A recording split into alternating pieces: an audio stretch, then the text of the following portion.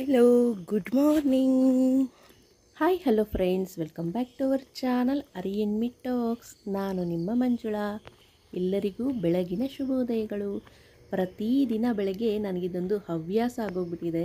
ಬೆಳಗ್ಗೆ 5 ಗಂಟೆಗೆ ಎದ್ದು ಫೇಸ್ ವಾಶ್ ಮಾಡಿ ಫ್ರೆಶ್ ಅಪ್ ಆಗಿ ನಮ್ಮ ರೂಮ್ನಿಂದ ಈ ಒಂದು ಯೋಗಗೆ ಹೋಗುವಂತಹ ಅಭ್ಯಾಸ.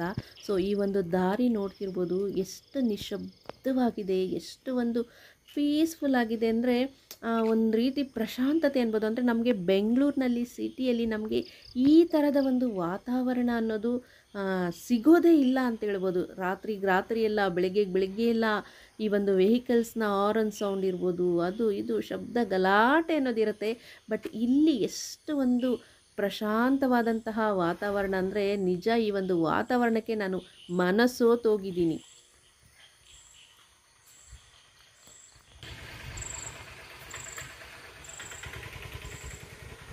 ಹಾಯ್, ಇವತ್ತು ನನ್ನ ಶಾಂತಿವನದ ಕೊನೆ ದಿನ. ಸೊ ಕೊನೆ ದಿನ ಅಂದರೆ ಇವತ್ತು ಸಂಜೆವರೆಗೂ ಟ್ರೀಟ್ಮೆಂಟ್ ಮುಗಿಸಿ ನಾನು ಮನೆಗೆ ಹೋಗಬೇಕು. ಈಗ ಬೆಳಗ್ಗೆ 5:20ಕ್ಕೆ ಯೋಗ ಕ್ಲಾಸ್ಗೆ ಹೊರಡ್ತಿದ್ದೀನಿ. ಸುತ್ತು ನೋಡ್ಬೋದು ಎಷ್ಟು ಕಡು ಕತ್ತಲಿದೆ ಅಂತ. ಸೊ 5 ಗಂಟೆಯಲ್ಲಿ ಈ ರೀತಿ ಇರುತ್ತೆ ಶಾಂತಿವನ. ಸೊ ಶಾಂತಿವನದಿಂದ ಮಾತಾಡ್ತಿದ್ದೀನಿ. ಸಾಮಾನ್ಯವಾಗಿ ನನಗೆ ಕತ್ಲು ಅಂದರೆ ತುಂಬ ಭಯ, ಆದರೆ ಇಲ್ಲಿ ಮಾತ್ರ ಯಾವುದೇ ಭಯ ಇಲ್ದಿರ ಪ್ರತಿದಿನ ಬೆಳಗ್ಗೆ ಈ ಒಂದು ಕಡುಗತ್ತಲಲ್ಲಿ ಧೈರ್ಯವಾಗಿ ಓಡಾಡ್ತಾ ಇದ್ದೀನಿ. ಬೆಳಕಾಗಲಿಲ್ಲ, 5:20 ಅಂದರೆ ಹೀಗೆ ಇರುತ್ತೆ ಅಲ್ವಾ. ಇವತ್ತೆಲ್ಲ ಲಾಸ್ಟ್ ಕೊನೆ ಎಕ್ಸ್ಪೀರಿಯನ್ಸ್. ಅಲ್ಲಿ ನೋಡಿ ಚಂದಮಾಮ ಹೇಗೆ ಕಾಣ್ತಿದ್ದಾನೆ.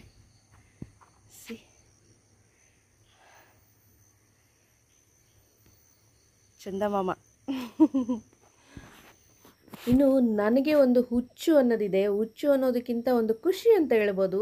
ಯಾವಾಗಲೇ ಚಂದ್ರನ ನೋಡಲಿ, ನನ್ನ ಮನೆ ಹತ್ರನೂ ಅಷ್ಟೇ, ಚಂದ್ರನ ಯಾವಾಗಲೇ ನೋಡಿ ಚಂದ್ರನ ಒಂದು ಫೋಟೋ ಕ್ಲಿಕ್ ಮಾಡೋದು ನನಗದೊಂದು ಖುಷಿ ಕೊಡುತ್ತೆ. ಸೊ ಇವತ್ತು ಚಂದ್ರನ ಜೊತೆ ನಾನು ಫೋಟೋನ ಕ್ಲಿಕ್ ಮಾಡ್ಕೊಳ್ತಿದ್ದೀನಿ.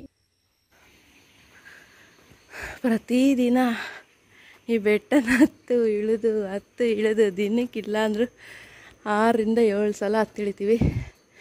ಸೊ ಹತ್ತಷ್ಟರಲ್ಲೇ ನನಗಂತೂ ಫುಲ್ ಹುಬ್ಬಸ ಬಂದ್ಬಿಡುತ್ತೆ.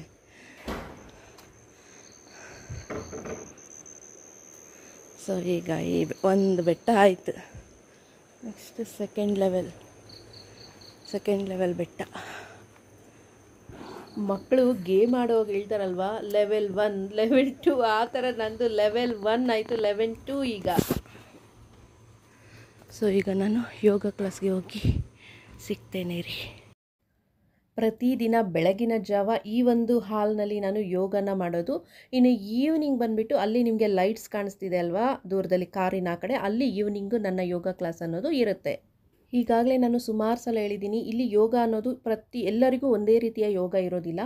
ಅವರವರ ಪ್ರಾಬ್ಲಮ್ಗೆ ತಕ್ಕಂತೆ ಬೇರೆ ಬೇರೆ ಹಾಲ್ಸಲ್ಲಿ ಯೋಗ ಅನ್ನೋದನ್ನ ಮಾಡಿಸ್ತಾ ಇರ್ತಾರೆ.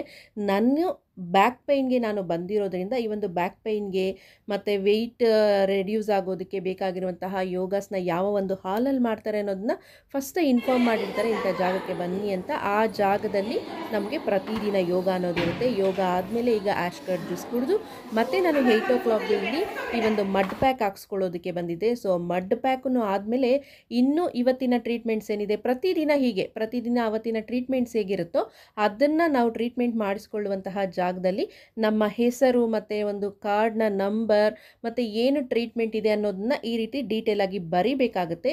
ಈ ಕೆಲಸನ ಪ್ರತಿದಿನ ಮಾಡಬೇಕು. ಬಟ್ ನಾನು ಯಾವತ್ತೂ ತೋರಿಸಲಿಲ್ಲ, ಇವತ್ತು ಕೊನೆ ದಿನ ಅಲ್ವಾ, ಹಾಗೆ ನಿಮ್ಮ ಜೊತೆ ಶೇರ್ ಮಾಡೋಣ ಅಂತ ಈಗ ಅದನ್ನು ಸಹ ತೋರಿಸ್ತಿದ್ದೀನಿ. ನನಗೇನು ಅಂದರೆ, ನೀವು ಯಾರಾದರೂ ಈ ಒಂದು ವೀಡಿಯೋಸ್ನ ನೋಡಿದ ಮೇಲೆ ಇಲ್ಲಿಗೆ ಬಂದರೆ ನಿಮಗೆ ಯೂಸ್ ಆಗಲಿ ಅನ್ನೋ ಕಾರಣಕ್ಕೋಸ್ಕರ ನಾನು ಪ್ರತಿಯೊಂದು ಸಣ್ಣದನ್ನು ಸಹ ಡೀಟೇಲ್ ಆಗಿ ನಿಮಗೆ ತೋರಿಸೋದಕ್ಕೆ ಪ್ರಯತ್ನ ಪಡ್ತಾ ಇದ್ದೀನಿ. ಸೋನಾಬಾತ್ಗೆ ವೆಯ್ಟಿಂಗ್. ಸೊ ಸೋನಾಬಾತ್ ತಗೋಬೇಕು, ಯಾವುದೇ ಟ್ರೀಟ್ಮೆಂಟ್ ತಗೋಬೇಕು ಅಂದರೆ ಒಂದು ಬಾಟಲ್ ನೀರು ಕುಡಿಯೋದಕ್ಕೆ ಹೋದ್ರು ಅಟ್ಲೀಸ್ಟ್ ಒಂದು ಬಾಟಲ್ ನೀರು ಕುಡಿಬೇಕು. ಹಾಂ, ಟ್ರೀಟ್ಮೆಂಟ್ಗೆ ಹೋಗೋದಕ್ಕೆ ಮುಂಚೆ ನೀರು ಕುಡಿದು ಆಮೇಲೆ ಟ್ರೀಟ್ಮೆಂಟ್ಗೆ ಹೋಗಬೇಕು. ಸೊ ಈಗ ನೀರು ಕುಡಿದಿದ್ದಾಯಿತು, ನಾನು ಆ್ಯಕ್ಚುಲಿ 2 ಬಾಟ್ಲ್ ಆಯಿತು, 2 ಬಾಟ್ಲ್ ಕುಡಿದಿದ್ದೀನಿ. ಈಗ ಟ್ರೀಟ್ಮೆಂಟ್ಗೆ ಹೋಗಬೇಕು. ಸೊ ನನ್ನ ಬ್ಯಾಗಲ್ಲಿ ಇಟ್ಕೊಂಡು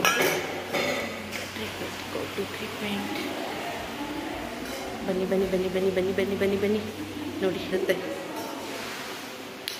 ಒಣ ಹಬೆ ಸ್ನಾನ 2ರಿಂದ 3 ಲೋಟ ನೀರು ಕುಡಿಬೇಕು. ಬ್ಲಡ್ ಪ್ರೆಷರ್ ಇರೋರಿಗೆ ಎದೆ ಮೇಲೆ ತಣ್ಣೀರು ಪಟ್ಟಿ ಹಾಕಬೇಕು, ಅಂದರೆ ಚೆಸ್ಟ್ ಪ್ಯಾಕು. ಒಣ ಮರದ ಹಲಗೆಗಳಿಂದ ತಯಾರಾದ ವಿಶೇಷ ಕೋಣೆಯಲ್ಲಿ ಸಾಧಕರನ್ನು ತಣ್ಣೀರಿನ ಶಿರಪಟ್ಟಿಯೊಂದಿಗೆ ಆಸೀನರಾಗಬೇಕು. ಟ್ರೀಟ್ಮೆಂಟ್ ಆದಮೇಲೆ ತಣ್ಣೀರು ಸ್ನಾನ ಮಾಡಬೇಕು.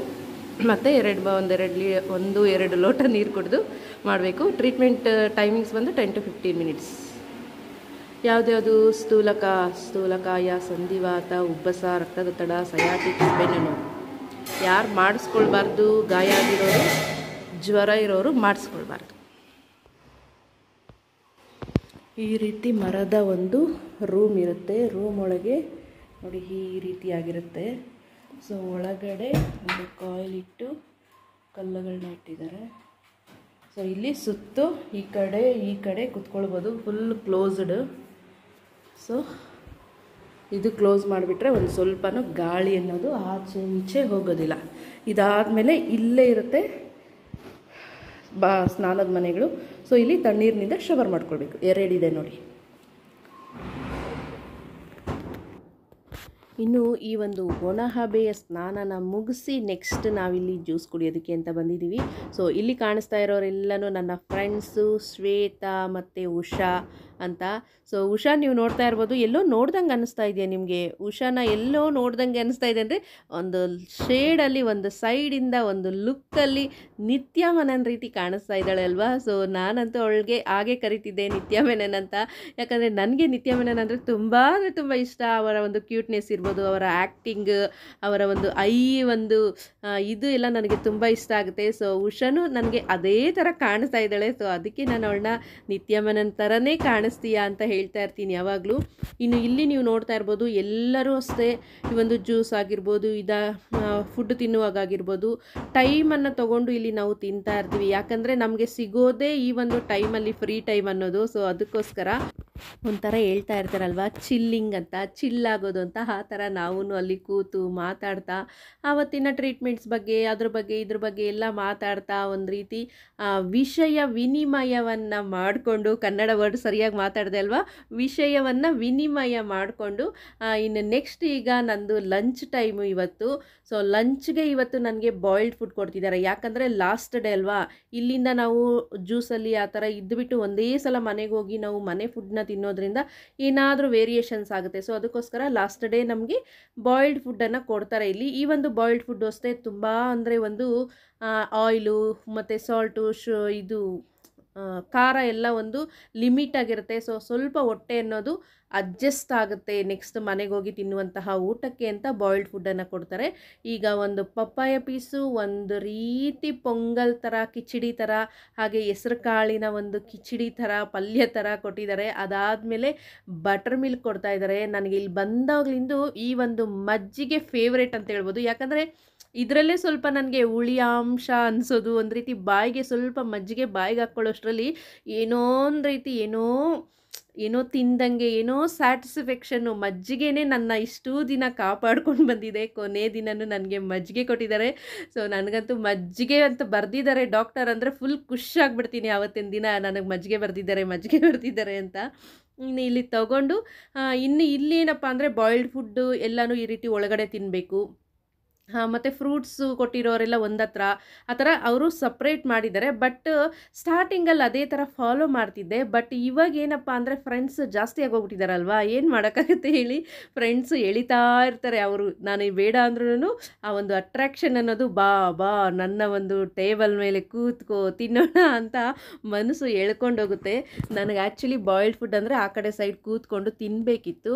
ಆದ್ರೂ ಮತ್ತೆ ಇಲ್ಲಿ ಹುಡುಕಾಡ್ತಿದ್ದೀನಿ ಯಾರ್ಯಾರು ಎಲ್ಲೆಲ್ಲಿದ್ದಾರೆ, ಏನು ಮಾಡ್ತಿದ್ದಾರೆ ಅಂತ. ಎಲ್ಲರಿಗೂ ಹಾಯ್ ಬಾಯ್ ಹೇಳ್ಕೊಂಡು, ಇನ್ನು ಕೊನೆ ದಿನ ಬೇರೆ ಅಲ್ವಾ, ಸೊ ಎಲ್ಲರಿಗೂ ಬಾಯ್ ಹೇಳ್ಬೇಕಲ್ವ, ಮತ್ತೆ ಅವ್ರು ಯಾರೂ ಸಿಗೋದಿಲ್ಲ ಅಷ್ಟು ಬೇಗ ಕೈಗೆ. ಸೊ ಬಾಯ್ ಮಾಡ್ತಾ ಈಗ ನಾನು ಹೊರಗಡೆ ಬಂದಿದ್ದೀನಿ. ಈ ಒಂದು ಜಾಗ ಏನು ನೋಡ್ತಿದ್ದೀರಾ, ಆಲ್ಮೋಸ್ಟ್ ಇಲ್ಲಿ ಜ್ಯೂಸ್ ಡಯಟ್ ಅವ್ರು ಮಾತ್ರ ಇಲ್ಲಿ ಕೂರಬೇಕು. ಯಾಕಂದರೆ ಊಟ ತಿನ್ನೋರೆಲ್ಲ ಒಳಗೆ ತಿಂದರೆ ಜ್ಯೂಸ್ ಅವ್ರು ಮಾತ್ರ ಇಲ್ಲಿ ಕೂರಬೇಕು. ಬಟ್ ಆ ಥರ ಯಾವತ್ತೂ ರೂಲ್ ಫಾಲೋನೇ ನಾವು ಮಾಡೋದಿಲ್ಲ. ಸೊ ಇಲ್ಲಿ ಈಗ ಬಂದು ಇವರ ಮಧ್ಯೆ, ಈ ಜ್ಯೂಸುಗಳವರ ಮಧ್ಯೆ ನಾವು ಕೂತ್ಕೊಂಡು ಬಾಯ್ಲ್ಡ್ ಫುಡ್ ತಿಂತಾ ಇದ್ದೀವಿ. ಹಾಯ್ ಮಾಡಿ ಹಾಯ್.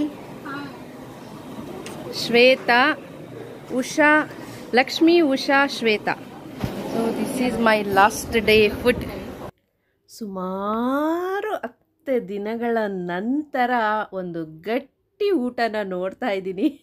ಯಾಕಂದರೆ 10 ದಿನದಿಂದ ಬರೀ ಫ್ರೂಟು, ಅದರಲ್ಲೂ ಜ್ಯೂಸು. ಫೈನಲಿ ಲಾಸ್ಟ್ ಡೇಗೆ ಒಂದು ಗಟ್ಟಿ ಊಟನ ಬಾರಿಸ್ತಾ ಇದ್ದೀನಿ. ಸ್ಪೆಷಲ್ ಫುಡ್ಡಲ್ಲೂ ಉಪ್ಪು ಇಲ್ಲ, ಗಟ್ಟಿ ಊಟ ಹಾಗೆ ಹೀಗೆ ಅಂತ ಅಲ್ಲಿಂದ ಅಂದ್ಕೊಂಡು ಬಂದೆ. ಬಟ್ ಈ ಒಂದು ಗಟ್ಟಿ ಊಟ ಸ್ಪೆಷಲ್ ಊಟದಲ್ಲಿ ಇರಬೇಕಾಗಿರುವಂತಹ ಉಪ್ಪೇ ಇಲ್ಲ, ಖಾರನೇ ಇಲ್ಲ, ಹುಳಿನೂ ಇಲ್ಲ, ಒಂದು ರೀತಿಯಾಗಿ ಮೈಲ್ಡ್ ಅನ್ನೋ ರೀತಿಯಲ್ಲಿತ್ತು. ಸೊ ಫೈನಲಿ ಹೇಗೋ ಹಾಗೆ ಲಾಸ್ಟ್ ಡೇಗೆ ಬಂದಿದ್ದೀನಿ. ಬಟ್ ಇವತ್ತಿನ ಈ ಒಂದು ಲಾಸ್ಟ್ ಡೇ ಅನ್ನೋದು ಎಷ್ಟು ಚೆನ್ನಾಗಿತ್ತು ಅಂದರೆ ನಾನು ನನ್ನ ಅನುಭವದ ಮಾತುಗಳನ್ನ ನಿಮ್ಮ ಜೊತೆ ಎಲ್ಲ ಶೇರ್ ಮಾಡಿದ್ದು ನೀವೆಲ್ಲ ನೋಡಿದ್ರಿ. ಆದರೆ ನನ್ನ ಹಾಗೆ ಇಲ್ಲಿ ಬಂದಿರುವಂತಹ ಸಾಕಷ್ಟು ಜನರ ಒಂದು ಅನುಭವನ ನಾನು ವೀಡಿಯೋಸಲ್ಲಿ ತೋರಿಸ್ತಾ ಹೋಗ್ತೀನಿ. ಆದರೆ ಇವತ್ತಿನ ವೀಡಿಯೋದಲ್ಲಿ ಆಗೋದಿಲ್ಲ. ನೆಕ್ಸ್ಟ್ ಮುಂದೆ ಬರುವಂತಹ ವೀಡಿಯೋಸಲ್ಲಿ ನಾನು ಆದಷ್ಟು ನಾಳೆ ನಾಳಿದ್ದು ಎಲ್ಲನೂ ನಾನು ಇಲ್ಲಿ ಅವರ ಒಂದು ಅನುಭವ ಹೇಗಿತ್ತು, ಅವರಿಗೆ ಏನೆಲ್ಲ ಯೂಸ್ ಆಯಿತು, ಹೇಗಿತ್ತು ಅನ್ನೋದನ್ನು ನಾನು ನಿಮಗೆ ಹೇಳ್ತಾ ಹೋಗ್ತೀನಿ. ಇನ್ನು ಈಗ ಅಲ್ಲೆಲ್ಲ ನಾನು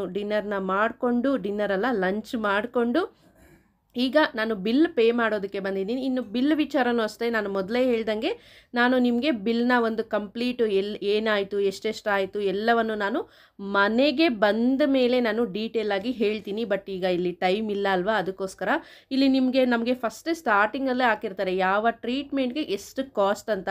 ಇಲ್ಲಿ ಯಾವುದೇ ಮುಚ್ಚುಮರೆ, ಯಾವುದೇ ಒಂದು ಮೋಸ ತಂತ್ರ ಏನೂ ಇಲ್ಲ, ಎಲ್ಲ ಒಂದು ತೆರೆದ ಕನ್ನಡಿಯಂತೆ ಆಯಿತಾ. ಪ್ರತಿಯೊಂದು ನಮಗೆ ಇಂಥ ಟ್ರೀಟ್ಮೆಂಟ್ಗೆ ಇಷ್ಟೇ ಆಗುತ್ತೆ ಅಂತ ಇರುತ್ತೆ.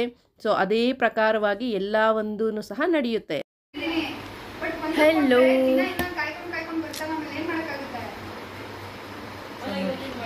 ಮಂಗಗಳ ಕಾಟಕ್ಕೆ ಮಂಗಗಳು ಕಾಯ್ತಾ ಇದ್ದಾರೆ. ಮಂಗಗಳನ್ನ ಓಡಿಸ್ತಾ ಇರುವಂಥ ನಮ್ಮ ರೂಮ್ಮೇಟ್ಸ್.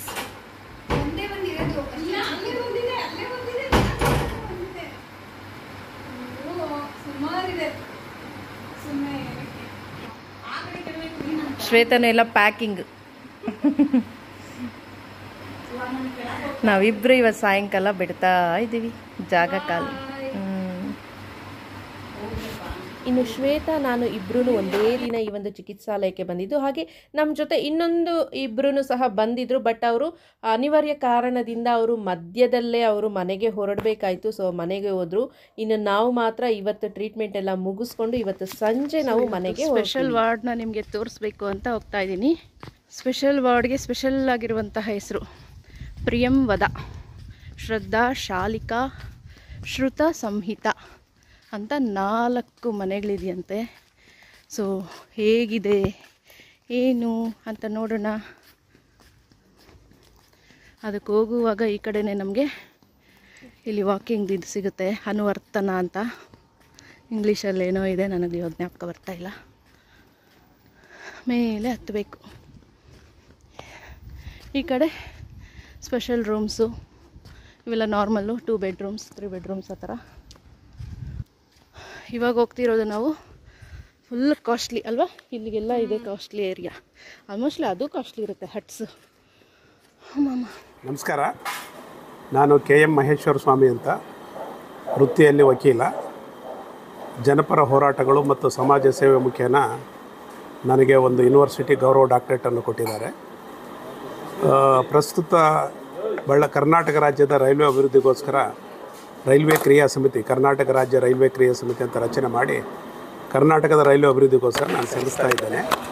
ಈ ಹಿಂದೆ ನಾನು ಗುಲ್ಬರ್ಗ ವಿಶ್ವವಿದ್ಯಾಲಯದ ಸೆನೆಟ್, ಸಿಂಡಿಕೇಟ್ ಮತ್ತು ಅಕಾಡೆಮಿಕ್ ಕೌನ್ಸಿಲ್ ಸದಸ್ಯನಾಗಿ ಕೂಡ ಸೇವೆ ಸಲ್ಲಿಸಿರ್ತಕ್ಕಂಥದ್ದು. ಪ್ರಸ್ತುತ ಬಳ್ಳಾರಿಯಲ್ಲಿ ಸುಮಾರು 50 ವಿದ್ಯಾಸಂಸ್ಥೆ ಇರುವಂಥ ವೀರಶೈವ ವಿದ್ಯಾವರ್ಧಕ ಸಂಘದಲ್ಲಿ ನಿರ್ದೇಶನಾಗಿ ನಾನು ಕೆಲಸ ಮಾಡ್ತಾಯಿದ್ದೇನೆ. ಇದು ನನ್ನ ಪರಿಚಯ. ಇವತ್ತು ಧರ್ಮಸ್ಥಳದ ಈ ಶಾಂತಿವನದಲ್ಲಿ ನಾನು ಪ್ರಕೃತಿ ಚಿಕಿತ್ಸೆಗೋಸ್ಕರ ಬಂದಿದ್ದೇನೆ. ಇದು 4 ವರ್ಷಗಳ ಹಿಂದೆ ನಾನೊಮ್ಮೆ ಇಲ್ಲಿ ಬಂದಿದ್ದೆ. ಅದು ಪ್ರಥಮವಾದ ನನ್ನ ಚಿಕಿತ್ಸೆ. ಆ ಚಿಕಿತ್ಸೆ ನಂತರ ಈಗ ನಾನು 4ನೇ ಸಾರಿ ಇಲ್ಲಿ ಬರ್ತಾ ಇದ್ದೇನೆ. ಹೌದಾ? ಅಂದರೆ ಧರ್ಮಸ್ಥಳಕ್ಕೆ 2ನೇ ಸಾರಿ. ಬೇರೆ ಪ್ರಕೃತಿ ಚಿಕಿತ್ಸಾ ಕೇಂದ್ರ ಅಂತ ಹೇಳಿದ್ರೆ ನಮ್ಮ ಭಾಗದಲ್ಲಿ ಬೆಳಗಾವಿ ಜಿಲ್ಲೆಯಲ್ಲಿ ಘಟಪ್ರಭಾದಲ್ಲಿ ಕೂಡ ಒಂದು ಚಿಕಿತ್ಸಾ ಕೇಂದ್ರ ಇದೆ. ಇಷ್ಟು ಇಲ್ಲಿ ಸುಮಾರು ಒಂದು 350ರಿಂದ 400 ಜನಕ್ಕೆ ಚಿಕಿತ್ಸೆ ಕೊಡುವಂಥ ಅತ್ಯಂತ ದೊಡ್ಡ ಚಿಕಿತ್ಸಾ ಕೇಂದ್ರ. ಬಹುಶಃ ನನ್ನ ನೆನಪಿನಲ್ಲಿ ಇಷ್ಟು ದೊಡ್ಡದು ಎಲ್ಲಿ ಕಾಣಲಿಲ್ಲ. ಆಮೇಲೆ ಇಲ್ಲಿ ತುಂಬ ಚೆನ್ನಾಗಿ ಕೂಡ ಇದೆ. ಸ್ವಲ್ಪ ಕಮ್ಯುನಿಕೇಷನ್ ಗ್ಯಾಪ್ ಇದೆ, ಅದನ್ನು ಸೆಟ್ರೇಟ್ ಮಾಡಬೇಕು. ನಾನು ನನ್ನ ಅಭಿಪ್ರಾಯವನ್ನು ಕೂಡ ಲಿಖಿತವಾಗಿ ಬರೆದು ಕೊಡ್ತೇನೆ. ಇಲ್ಲಿ ನಾನು ಲಾಸ್ಟ್ ಟೈಮ್ ಬಂದಾಗ ನನ್ನ ತೂಕ ಹತ್ರ 99 kg ಇತ್ತು. ಒಂದು 6 kg ತೂಕ ಕಡಿಮೆ ಆಯಿತು ಮತ್ತು ಸಕ್ರಿಯವಾದ ಮನುಷ್ಯ. ಆಮೇಲೆ ಈ ಸಾರಿ ಬಂದಿದ್ದೀನಿ ಈಗ 5ನೇ ದಿನ. ಬಹುಶಃ ಈಗಾಗಲೇ 3 kg ಮೇಲ್ಪಟ್ಟು ತೂಕ ಕಡಿಮೆ ಆಗಿದೆ. ನಾನು ಎಲ್ಲರಿಗೆ ಸಲಹೆ ಮಾಡೋದು ಏನು ಅಂತ ಹೇಳಿದ್ರೆ, ಅನೇಕ ರೋಗ ರುಜಿನ ಬಂದಾಗ ನಾವು ವೈದ್ಯರ ಹತ್ರ ಹೋಗಿ ಸಾವಿರಾರು ರೂಪಾಯಿಗಳನ್ನು ಖರ್ಚು ಮಾಡ್ತೀವಿ. ಅದು ಏನು ಅಂದರೆ ಹೊರಗಡೆ ಎಲ್ಲರಿಗೂ ಏನು ಅನಿಸುತ್ತೆ ಅಂದರೆ ಈ ಒಂದು ಶಾಂತಿವನ ಈ ಥರ ಪ್ರಕೃತಿ ಚಿಕಿತ್ಸಾಲಯ ಅಂದರೆ ಸಣ್ಣ ಆಗೋದಕ್ಕೆ ಮಾತ್ರ ಬರ್ತಾರೆ. ಇಲ್ಲ, ತಪ್ಪು ಕಲ್ಪನೆ. ಹೌದು, ಇದು ಬರೀ ಸಣ್ಣ ಆಗೋದು, ತೂಕ ಕಡಿಮೆ ಮಾಡೋದ್ರ ಜೊತೆಗೆ ನಾವು ವರ್ಷದಲ್ಲಿ 365 ದಿನ 350 ದಿನ ಎಲ್ಲ ಚಟುವಟಿಕೆಯಿಂದ ಇರೋಣ. 15 ದಿನ ಈ ಶಾಂತಿವನದಲ್ಲಿ ಚಿಕಿತ್ಸೆ ಪಡೆದ್ರೆ ಹೆಂಗೆ ಒಂದು ವೆಹಿಕಲ್ನ ರೀವರ್ಲಿಂಗ್ ಮಾಡ್ತೀವೋ ಆ ಥರ ಮನುಷ್ಯನ ಎಲ್ಲವೂ ಕೂಡ ಮನುಷ್ಯನ ಎಲ್ಲ ಅವಯವಗಳು ಆ್ಯಕ್ಟಿವ್ ಆಗ್ತವೆ ಮತ್ತು ಚೆನ್ನಾಗಿ ಆರೋಗ್ಯ ಚೆನ್ನಾಗಿರ್ತದೆ. ಸೊ ಆದ್ದರಿಂದ ನಾನು ಎಲ್ಲರಿಗೂ ವಿನಂತಿ ಮಾಡೋದು ಏನು ಅಂತ ಹೇಳಿದ್ರೆ, ವರ್ಷಕ್ಕೆ ಒಂದು ಸಾರಿ ಈ ಪ್ರಕೃತಿ ಚಿಕಿತ್ಸಾ ಕೇಂದ್ರಕ್ಕೆ ಬಂದು ಚಿಕಿತ್ಸೆ ತಗೊಂಡ್ರೆ ಖಂಡಿತವಾಗಿ ಒಳ್ಳೆಯದಾಗ್ತದೆ. ಈ ನಮ್ಮ ಜೊತೆಗೆ ಇಲ್ಲಿ ಸುಮಾರು ಒಂದು 300-350 ಜನ ಇದ್ದೀವಿ. ಇವರು ನಮ್ಮ ಮಂಜುಳಾ ಮೇಡಮ್ ಅವರು ಕೂಡ 10 ದಿನದಿಂದ ಇಲ್ಲಿ ಚಿಕಿತ್ಸೆ ತಗೊಂಡಿದ್ದಾರೆ. ಭಾಳ ಚೆನ್ನಾಗಿ ಯೋಗ ಮಾಡ್ತಾ ಇದ್ದಾರೆ. ಅವ್ರನ್ನ ಗಮನಿಸಿದ್ದೀವಿ. ನಮ್ಮಲ್ಲಿ ಅತ್ಯಂತ ಯಂಗೆಸ್ಟ್ ಅಂತ ಹೇಳಿದ್ರೆ ನನ್ನ ಹೆಸರೇನು ಅಲ್ಲ, ನಮ್ಮ ಹುಡುಗನ ಹೆಸರು ಅಮಿತ್ ಅನ್ನುವಂಥ ಹುಡುಗ. ಇಲ್ಲೋನು ಅಮಿತ್ ಅಂತೇಳಿ ಅವನು ಸುಮಾರು 100 kg ಮೇಲ್ಪಟ್ಟ ತೂಕ ಇದ್ದಾನೆ. ಪಾಪ SLC ಮುಗಿಸಿದ್ದಾನೆ. 16 ವರ್ಷದ ಹುಡುಗ. ಅವನು ಟ್ರೀಟ್ಮೆಂಟ್ ತಗೊಳ್ತಾ ಇದ್ದಾನೆ. ಈ ಥರ ಯಾರ್ಯಾರ ಆರೋಗ್ಯದ ಸಮಸ್ಯೆ ಇದೆ ಬಂದು ಇಲ್ಲಿ ಚಿಕಿತ್ಸೆ ತೊಗೊಂಡ್ರೆ ತುಂಬ ಒಳ್ಳೆಯದಾಗುತ್ತೆ ಅನ್ನೋಂಥ ಅಭಿಪ್ರಾಯ ಇದೆ. ಈ ಒಂದು ನಮ್ಮ ಮಂಜುಳಾ ಮೇಡಮ್ ಅವರ ಈ ಚಾನಲ್ ಕೂಡ ಧನ್ಯವಾದಗಳು. ನಮಸ್ಕಾರ. ನಮಸ್ಕಾರ. ಇಷ್ಟೊತ್ತು ನಮಗೆ ನಿಮ್ಮ ಒಂದು ಎಕ್ಸ್ಪೀರಿಯೆನ್ಸ್ನೆಲ್ಲನೂ ಶೇರ್ ಮಾಡಿದ್ದಕ್ಕೆ. ಅಂದರೆ ನಾವು ಇನ್ನೂ ನಿಮ್ಮ ಎಕ್ಸ್ಪೀರಿಯೆನ್ಸಲ್ಲಿ ನಿಮ್ಮ ಒಂದು ಲೈಫ್ ಸ್ಟೈಲಲ್ಲಿ ನೀವು ಎಷ್ಟೋ ನೋಡಿರ್ತೀರ. ಬಟ್ ನಾವು ಅಷ್ಟೆಲ್ಲ ನೋಡದೇ ಇದ್ರೂ ಇಲ್ಲಿ ಬಂದವಾಗ ನಿಮ್ಮಂಥವ್ರನ್ನೆಲ್ಲ ಮೀಟ್ ಆದಾಗ ಏನು ಅಂದರೆ ನಮಗೂ ಒಂದು ನಾಲೆಜ್ ಅನ್ನೋದು ಇನ್ಕ್ರೀಸ್ ಆಗುತ್ತೆ. ಸೊ ನಾವು ಈ ಮುಂದಕ್ಕೆ ಯಾವ ಥರ ಇರಬೇಕು ಅನ್ನೋದು ಗೊತ್ತಾಗುತ್ತೆ. ಸೊ ನಿಮ್ಮೆಲ್ಲ ಮಾಹಿತಿಗೂ ತುಂಬ ಹೌದೌದು. ಈಗ ಇಲ್ಲಿ ನಮ್ಮ ಜನರಲ್ ವಾರ್ಡ್ನಲ್ಲಿ ಇದ್ದೀನಿ ನಾನು. ಜನರಲ್ ವಾರ್ಡ್ ನಾನು ಯಾಕೆ ಇಷ್ಟಪಡ್ತೀನಿ ಅಂತ ಹೇಳಿದ್ರೆ ಅಲ್ಲಿ ಎಲ್ಲ ಭಾಗದ ಜನ. ಹೌದು, ಇವರು ನಮ್ಮ ಆನೆಕಲ್ನವ್ರು ಬಂದಿದ್ದಾರೆ. ಬೇರೆ ಭಾಗದವ್ರು ಪರಿಚಯ ಆಗ್ತಾರೆ ನೋಡಿ. ಮೇಡಮ್ ಅವ್ರು ಆನೆಕಲ್ ಅಂತ. ಆಮೇಲೆ ಆನೆಕಲ್ಲಲ್ಲಿ ಕೂಡ ನಮ್ದೊಂದು ಸೈಟ್ ಇದೆ. ಸೊ ಎಲ್ಲ ಪರಿಚಯ ಆಗ್ತದೆ, ಎಷ್ಟೋ ಜನರು ಪರಿಚಯ ಆಗ್ತದೆ, ಒಂದು ಹೊಸ ಹುರುಪು ಬರ್ತದೆ. ನಾನು ಅದಕ್ಕೆ ಜನರಲ್ ವಾರ್ಡಕ್ಕೆ ಹಾಕ್ಸ್ಕೊಂಡಿದ್ದು. ಏನು ಅಂದ್ರೆ ನಾವು ಸಪರೇಟ್ ಆಗಿ ಅಂದ್ರೆ ನಾವೇ ಇದ್ಬಿಡ್ತೀವಿ, ಮನೇಲಿ ಹೋದೆ ಎಲ್ಲ ಕಡೆನೂ ಬಂದ್ರೆ ಜನರಲ್ ವಾರ್ಡ್ ಎಲ್ಲರ ಜೊತೆ ಮಿಂಗಲ್ ಆಗ್ಬೋದು. ಬಹಳ ಚೆನ್ನಾಗಿದೆ ಅದು. ಎಲ್ಲರೂ ಬರ್ಬೇಕಂತ ಹೇಳಿ ಮತ್ತೊಂದು ಸಾರಿ ಎಲ್ಲರಿಗೆ thanks uncle. Thank you so much.